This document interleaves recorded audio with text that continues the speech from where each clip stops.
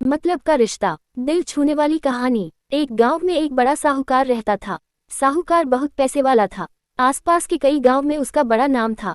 लेकिन इस साहूकार को अपने पैसों का, अपने रुतबे का और अपने नाम का बड़ा ही घमंड था। वो अपने नाम को बनाए रखने के लिए बहुत ज्यादा सोचता था और बिना किसी के भावनाओं की कद्र किए वो सब करता था जो उसे लगता था कि करना चाहिए। साहूकार को कई सालों बाद एक संतान प्राप्ति हुई थी। साहूकार ने अपने इस खुशी को मनाने के लिए अपने घर पर एक बहुत बड़ा कार्यक्रम रखा, जिसमें उसने आसपास के गांव के सभी श्रीमंत लोगों को और सिर्फ ऐसे रिश्तेदारों को जो पैसे वाले थे बुलाया था। पास के ही गांव में साहूकार की खुद की सगी बहन भी रहती थी। क्योंकि इन दिनों उसकी आर्थिक परिस्थिति कुछ अच्छी नहीं थी, इसलिए उसने अपनी बहन को तक इस कार्यक्रम के लिए नहीं बुलाया। ये खबर उस साहूकार की बहन तक भी पहुंच गई। से ही वह अपने मायके पहुंची। वहां का भव्य आयोजन देखकर वह बहुत खुश हो गई और उसे अपने भाई पर बहुत गर्व हुआ। वहां पर वह जल्दी से जल्दी अपने भाई को मिलकर उसकी खुशी में शामिल होना चाहती थी। भाभी ने उसका स्वागत किया और उसे खाना खाने के लिए आग्रह किया। बहन ने सोचा ठीक है, पहले खाना खा लेती हूँ, फिर बाद में आराम से भाई से मिल लूंगी। बहन खाना खाने के लिए पंगत में बैठी। साहूकार भाई ने देखा कि अपने सभी धनवान मेहमानों के बीच उसकी गरीब बहन बैठी हुई। सभी कीमती पोशाक पहने लोगों के बीच उसकी बहन जो पुराने मेले कपड़े पहनकर बैठी थी, यह साहूकार से देखा नहीं गया। बहन इस बात को पचा ही नहीं पा रही थी कि उसके अपने भाई ने उसके साथ इतना बुरा व्यवहार किया।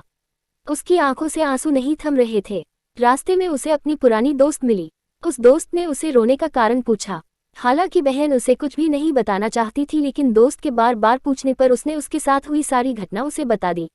उसकी दोस्त एक समझदार महिला थी और काफी प्रैक्टिकल सोचने वाली थी। उसने कहा, अगर तुम मेरी बात मानो तो एक दिन तुम्हारा भाई खुद तुम्हें अपने यहाँ बुलाएगा और तुमसे माफी मांगेगा। बहन ने उसे कहा कि मैं तुम्हारी हर बात मानूंगी, बताओ मुझे क्या करना होगा। दोस्त ने कहा कि तुम इस अपमान को, इस दुख को एक दिशा दे दो और कोई गृह उद्योग शुरू कर दो। उसमें इतनी मेहनत करो कि उस काम में तुमसे अच्छा कोई भी ना हो। बहन को अपने दोस्त की बात सही लगी। उसने घर पहुंचकर अपने आंसू पोंछकर उसी दिन से एक गृह उद्योग शुरू किया।